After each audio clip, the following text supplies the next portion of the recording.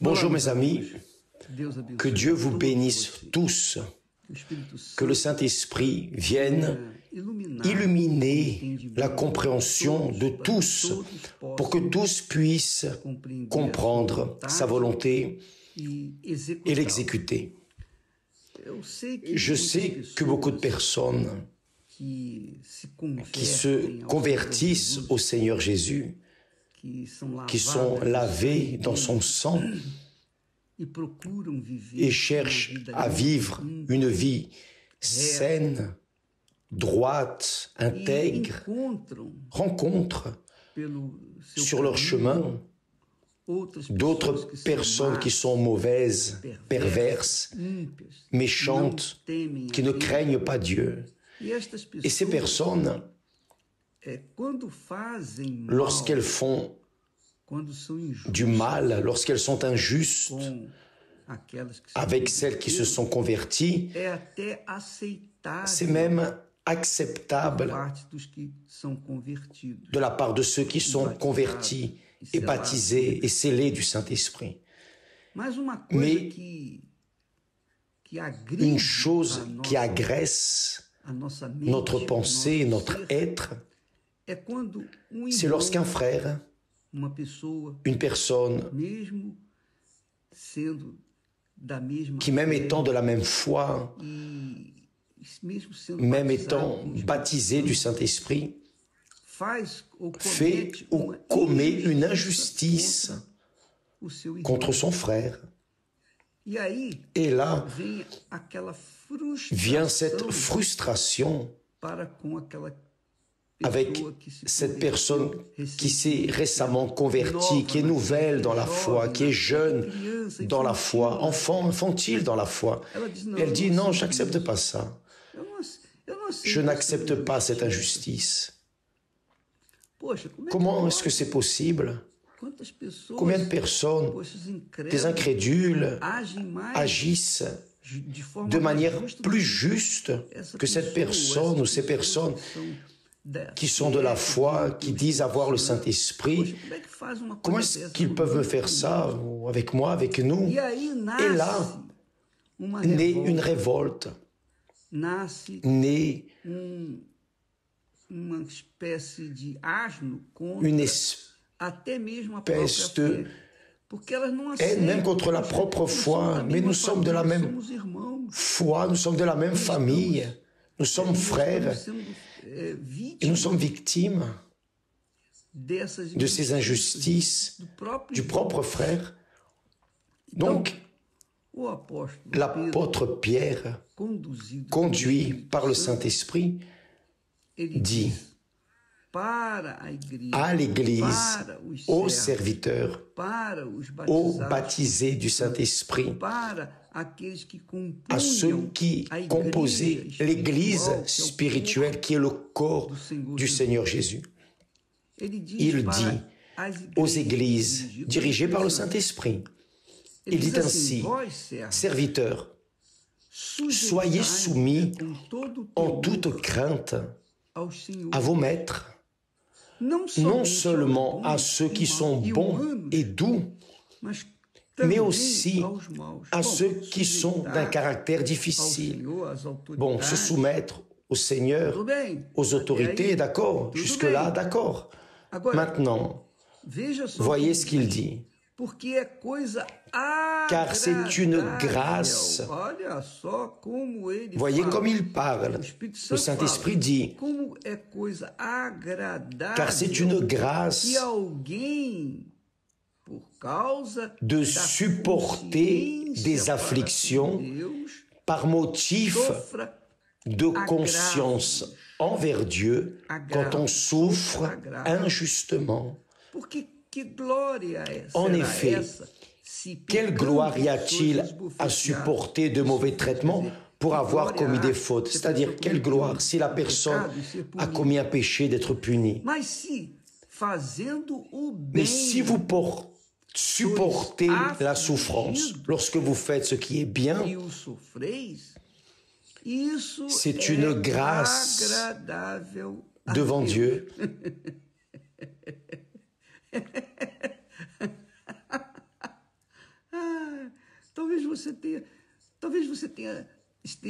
Peut-être que vous êtes en train de tordre le nez en ce moment, où vous vous étonnez, mais comment est-ce que c'est possible? C'est-à-dire que lorsque nous souffrons des injustices, des affronts, des pertes, des préjudices, des injustices, des dommages, des offenses, des injures, des insultes. Lorsque ceux qui sont de Dieu souffrent des affronts ou souffrent de mauvais traitements de la part d'autres qui sont de Dieu, d'autres qui sont de Dieu aussi, alors c'est un motif de se réjouir. Vous rappelez-vous que Paul disait en tout rendez grâce. Ici, Pierre explique comment nous pouvons rendre grâce lorsque nous sommes touchés par une injustice. Je hais les injustices. Je n'aime pas les injustices, mais malheureusement, nous sommes victimes d'injustices, diffamés, affligés, nous sommes lésés, nous avons des préjudices, nous sommes offensés, des pertes, enfin. Tout cela arrive avec ceux qui sont de Dieu, de la part d'autres qui se supposent être de Dieu. C'est la vérité. Donc, il dit que nous devons nous soumettre en toute crainte à nos maîtres, non seulement à ceux qui sont bons et doux, qui sont les chrétiens, disons, mais aussi à ceux qui sont d'un caractère difficile, les incrédules. Car c'est une grâce de supporter. Car c'est une grâce de supporter des afflictions par motif de conscience envers Dieu. C'est une chose agréable, c'est une grâce. On dirait que Pierre était fou, hein? Non, mais c'est le Saint-Esprit qui enseigne. Ce n'est pas agréable. Ce n'est pas agréable pour nous qui souffrons des afflictions, mais c'est agréable pour Dieu. Parce qu'ainsi aussi, c'est ce qui est arrivé au Seigneur Jésus. Le texte d'Ésaïe, chapitre 53, dit qu'il a plu à Dieu de le faire souffrir. Le Père a pris plaisir à l'affliger, voir son fils sacrifié, voir son fils gémir. Mais pourquoi est-ce que cela lui a été agréable? Parce qu'il y a une gloire pour ceux qui souffrent d'injustice. Mais il n'y a pas de gloire pour ceux qui sont justifiés. Quand la personne commet un affront, quand elle fait un mal et qu'elle va en prison, il n'y a aucune gloire. Mais quand la personne qui est de Dieu, remplie du Saint-Esprit, n'a fait de mal à personne et est affligée, elle est punie à cause d'une injustice comme Uri. Uri a été un serviteur, un soldat loyal, fidèle à David, au roi David. Il était si léal, si loyal, si fidèle que lorsqu'il devrait être dans le palais, David a dit, va dans ta maison, va avec ton épouse. Non, non, mon roi. Je sens que cela n'est pas juste d'être avec mon épouse et mes compagnons, les autres soldats, tes serviteurs, soient sur le front de bataille. Voyez quel esprit juste, esprit loyal, fidèle, mais David, à travers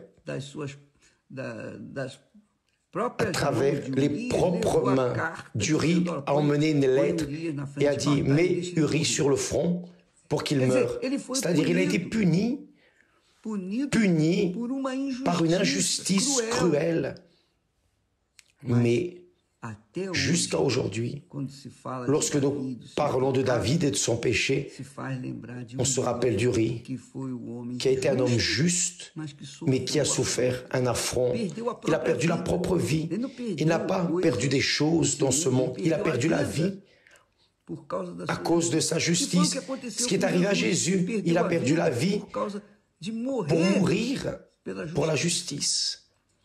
Donc, mes amis, vous devez comprendre que si vous êtes en dehors du corps du Seigneur Jésus, parce que vous vous êtes découragé, vous êtes fâché avec un frère, avec le pasteur, l'évêque, ou avec votre église, peu importe, parce que vous avez souffert d'une injustice, vous avez été puni injustement, c'est précisément là, dans ce moment, que vous devez donner gloire à Dieu. C'est là que vous devez donner grâce à Dieu.